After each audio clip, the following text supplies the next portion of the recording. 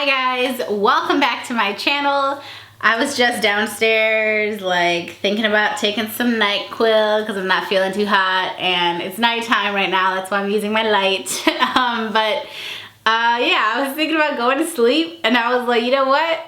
That's not a very responsible thing to do because I'm going out of town and I want to make sure to have some videos up for you guys. So I decided to put on a real shirt. I'm not wearing real pants though, so don't get excited. I decided to put on a shirt and come upstairs and film a video for you guys. So the other day on Snapchat, which if you're not following me on Snapchat, my name on Snap, my username, it's Sarah Rae. I will put it right here for you.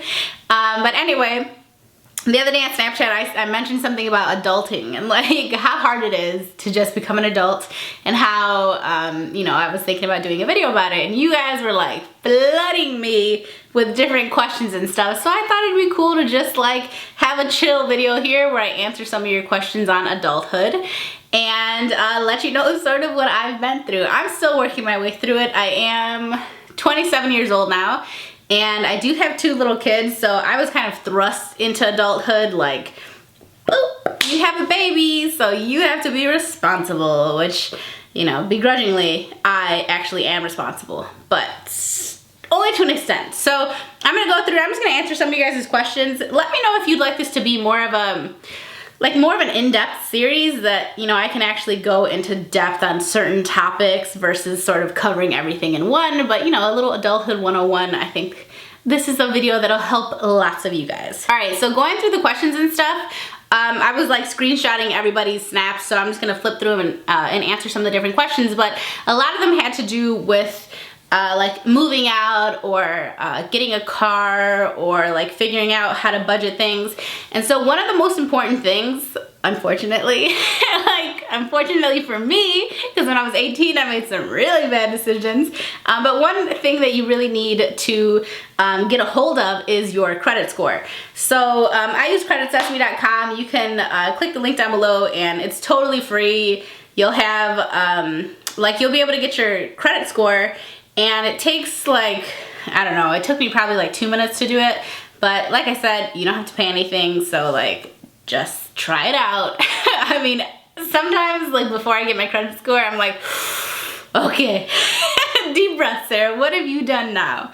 But anyway, they give you like some different tips and stuff, and there's some tools on there to help you improve things. They basically give you like a letter grade for like how you're doing with, you know, maybe delinquencies, or how you're doing with how much credit you've used versus how much you have available, and how many like hard inquiries you've had, and just different stuff that relates to your credit. But the reason it's so important is, whether it's good or bad, you need to know what your credit score is.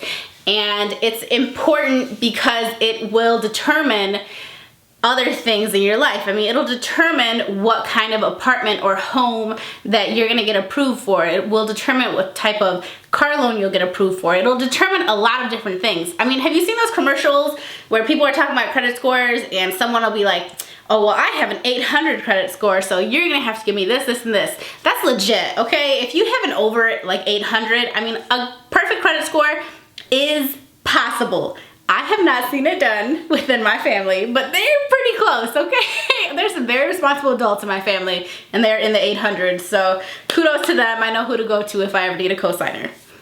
But anyway, it is possible, but it's legit. Like, if you have a really great credit score, you're setting yourself up for better things financially, you know, as you go along. You'll have better interest rates. You'll probably be able to get 0% interest on a lot of things, which makes a huge difference, especially when you're purchasing things that cost a ton of money, like a new Cadillac.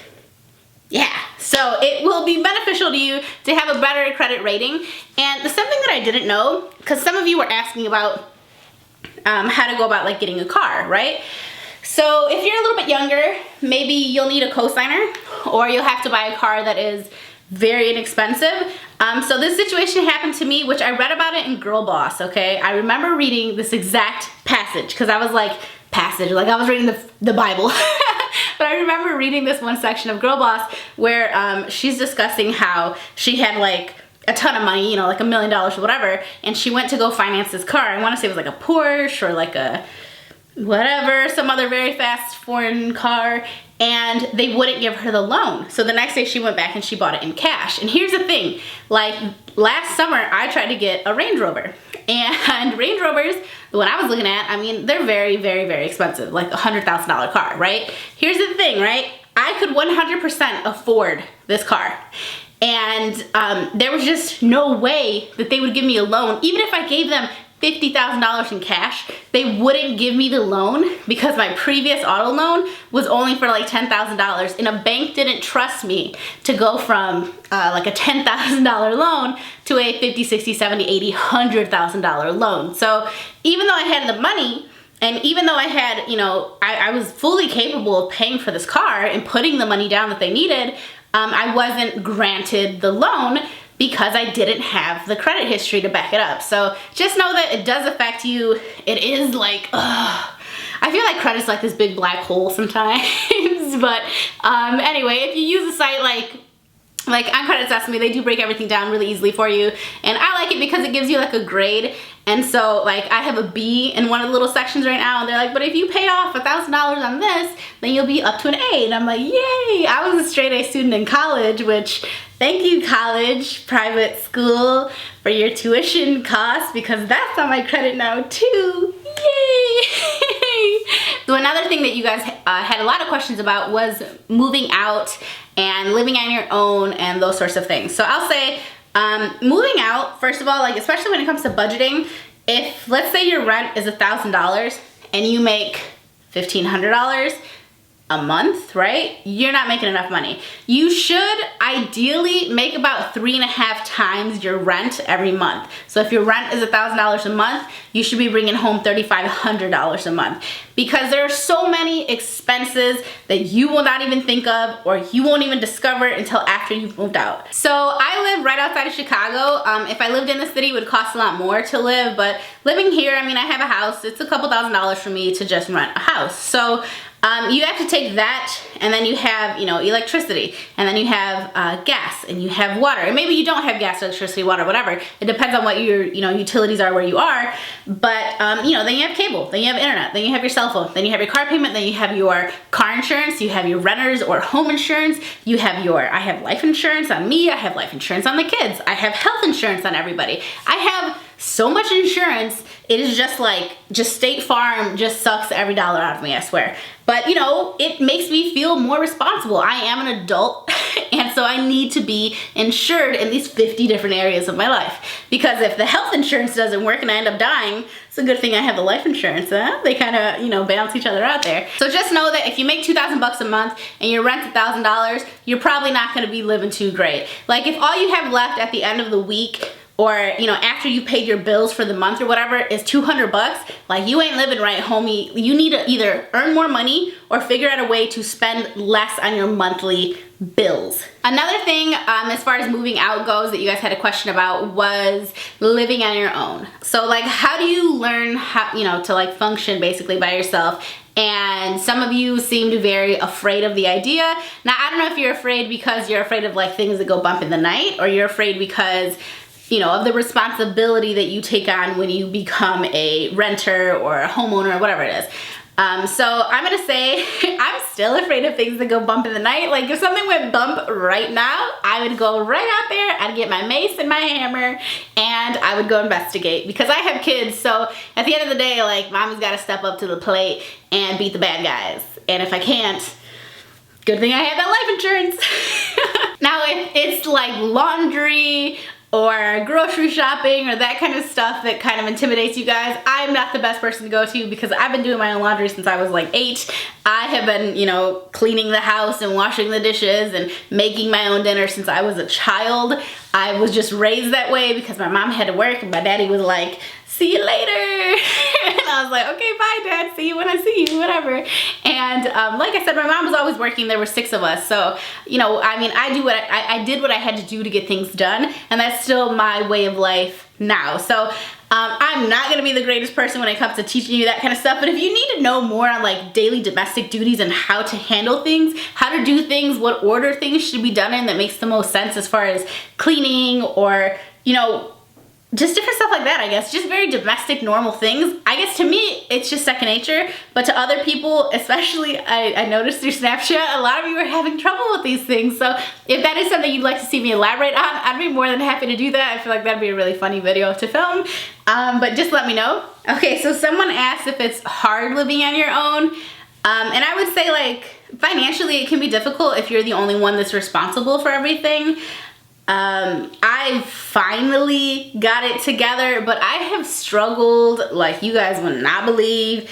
I mean, there were months where the income was, let's just say the income for the month was $1,500 and the rent was $1,400, and there were kids to feed, and there was electricity to keep on, and there was water to keep on, and there were cell phone bills and car insurance and gas, and there was everything else. And I mean, I made it work, we made it work, we figured it out, and that's kind of what you do when you're put in those situations. But let me tell you something, it adds so much stress when you are not prepared for something. So my biggest advice is to prepare for things. I mean, prepare to have a plan B. I've heard a lot of people say, like, well, you don't need to have a plan B as long as you know, you did plan A, right? Homie, you never know. You never know when something's gonna happen. You never know when the car is gonna break down. You never know when the fridge is gonna break down. Like, you just don't ever know when something's gonna happen, when this unexpected expense comes. I didn't know that I was gonna spend my last birthday in the hospital with my son. I didn't know I was gonna owe thousands of dollars for him being in the hospital. I didn't know that. I couldn't have planned for that. But I was responsible enough to have a plan B. I had money to pay for things like that. So it's important that you set yourself up for the unexpected. Just know that there will always be unexpected bills. There will always be unexpected things happening. And you just need to kind of prepare yourself to be surprised, if that makes any sense at all. A ton of you guys also asked about budgeting. I'm not the greatest at budgeting. My sister is really great at budgeting, so maybe one day she'll come on this channel. She does have her own YouTube channel, FYI. I'm not gonna link it. But I would say for me personally, the best thing that works for me is because I'm an independent contractor basically. So I have a general idea of how much money I'm gonna make every month and when it's gonna kind of come and land in my bank account.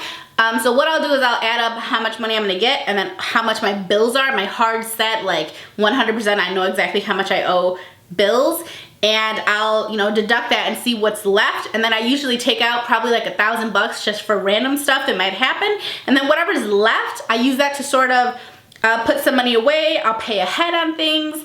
I'll, you know, I'll take some of it and I'll put it to the side, and then I'll see how much I have left, and out of that I'll decide, like, here's what I'm gonna spend on clothing this month. You know, this is the month I'm gonna do a clothing haul, so I'm gonna spend $500 or $600 on clothes or whatever it is, right? The best way to budget is basically figure out how much money is going out, figure out how much money is coming in, and then see what you have left. One of the most asked questions, actually probably the most asked, you know, some variation basically, is how do you figure out what you want to do in life? I think it's really hard, and it's such a, like, it's a heavy weight to put on, let's say, a 17-year-old, right, who's applying for college or whatever, to say, okay, what do you want to do with your life? Because now you're going to go to school and you're going to study for this, and then you're going to get a degree, and it's going to probably cost you a ton of money, you know, unless you were amazing academically or athletically or whatever. Maybe you got a scholarship, whatever, right? There's all these different things that happen in college, but or, you know, you could decide not to go to college. But to put that kind of pressure on someone that is 17, 18, 19 years old, you know, it's insane, because you don't know what you want to do, because you've hardly become an adult. Being 18, yeah, that means you can go, what, buy cigarettes? I mean, it means that you are legally an adult, but it doesn't mean that you are ready to make decisions about the rest of your life. It doesn't even mean that you know who you are yet. I mean, when I was 18, I didn't have the same thoughts and ideas or anything else that I do now. I mean, maybe at the core, I was the same person, but I've experienced so much and things have changed, and I've become a parent, and I did go to school, and I did graduate, and I did go through all that. And, you know, in hindsight, I don't know that I would do it all over again. It makes me feel good to know that I finished college, but I mean, that degree is somewhere in a box here, and it's not really gonna give me exactly what I need, because that's not, there's just not always the simple life path, like first do A and then B and then C and then D, and then boom, you're gonna make all these cheddar biscuits and you're gonna live a happy life and meet your little husband or your wife and have your kids or don't, and have a dog, whatever. Like, that's just not how life is. So I want you guys to know that no one knows what they're doing, okay? I mean, maybe a few people out there are like, I'm gonna become a neurosurgeon, and then they do, and then they live happily ever after. But plenty of us are like, I'm gonna do this, and then the next year, like, how about this one instead, actually? Actually, instead of this, I think I'm gonna go do this, and they can just all be totally opposite. But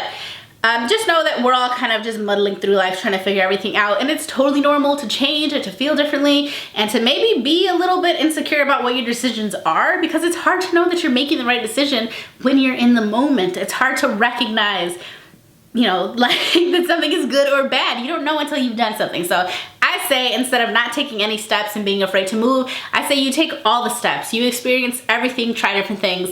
All right, guys, so that's all that I had to say for this video. I think it's getting kind of long. So, yeah, let me know if you guys want to see more in-depth videos on any different topics that have to do with sort of growing up and moving into adulthood. I know a lot of you guys asked about kid stuff and like becoming a parent, that kind of stuff, but you know, maybe I'll just take it video by video. Let me know, or we can do like FAQ style, not FAQ, Q&A style. But I think that's all I had to say. Don't forget, you can check out Credit Sesame down in the description box. It's totally free credit score, and they give you like different tips and stuff that can help sort of, you know, maneuver you into where you need to be. And I think that's all I had to say. So I will see you guys in my next video.